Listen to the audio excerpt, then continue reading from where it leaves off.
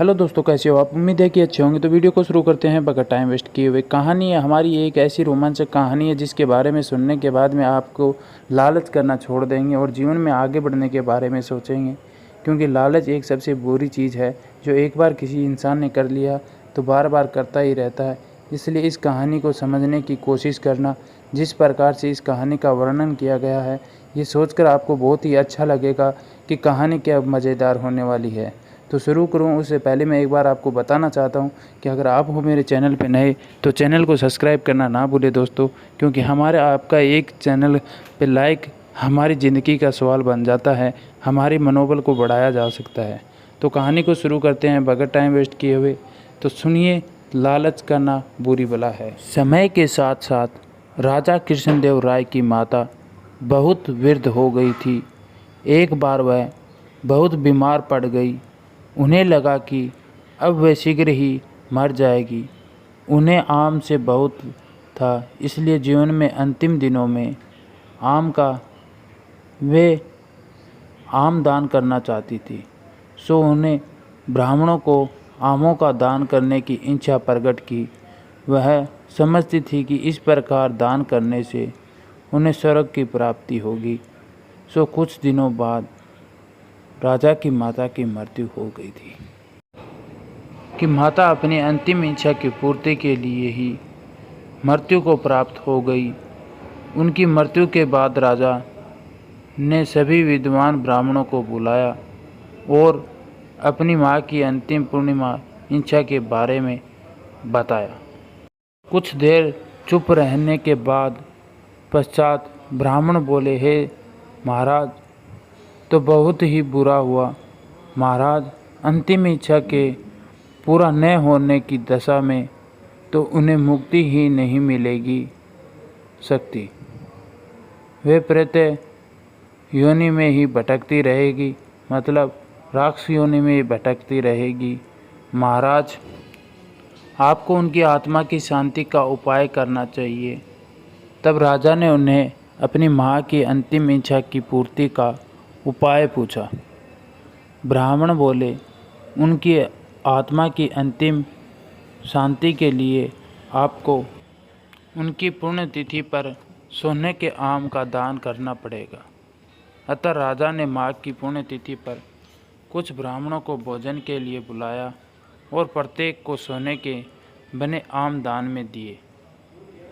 जब तेनालीराम ने यह देखा को यह पता चला तो वह तुरंत समझ गया कि ब्राह्मण लोग राजा की सरलता तथा भोलेपन का फायदा उठा रहे हैं। सो उन्हें ब्राह्मणों को पाठ पढ़ाने की एक योजना बनाई।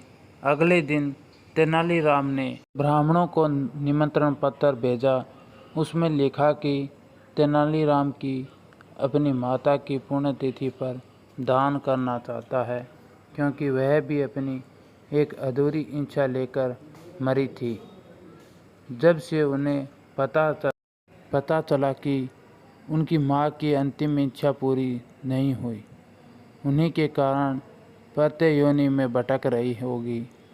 वह बहुत ही दुखी है और चाहता है कि जल्दी उनकी माँ की आत्मा को शांति मिले।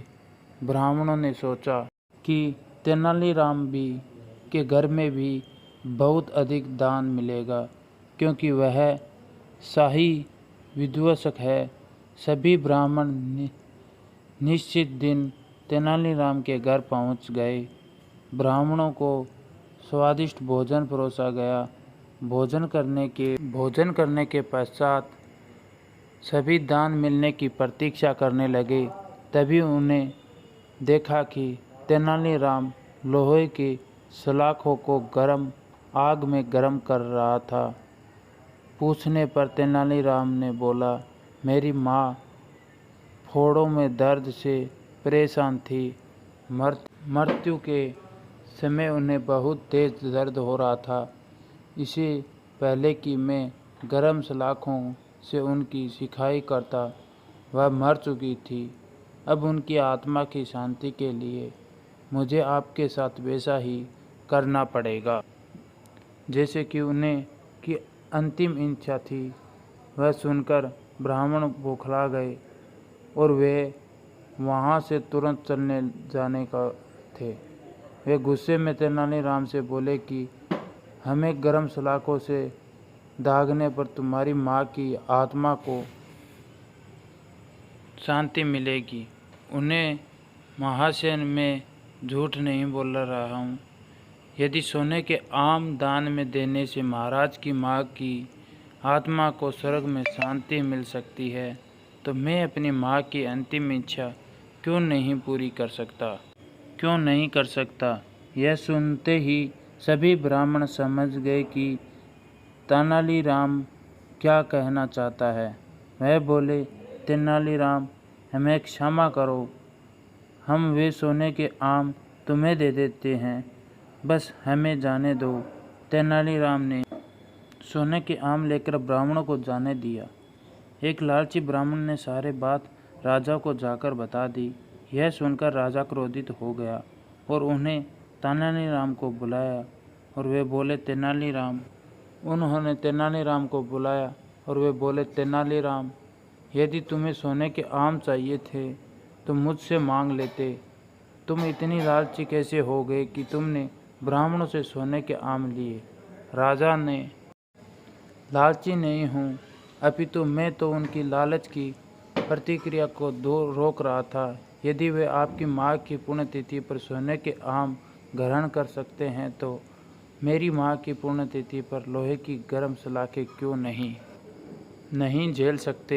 राजा तेनालीराम की बातों का अर्थ समझ गया। उन्हें ब्राह्मणों को बुलाया और भविष्य में लालच न करने का कहा। दोस्तों, कहानी अच्छी लगी हो तो चैनल को कर लीजिए सब्सक्राइब, ताकि आने वाली वीडियो की नोटिफिकेशन आपके पास सबसे पहले पहुंच जाए। हमारी आशा यही रहती है कि आपको ऐसी रोमांचक कहानियाँ, मोटिवेशन कहानियाँ सुनाई जाए। लगता है आप मेरे चैनल पर नए हो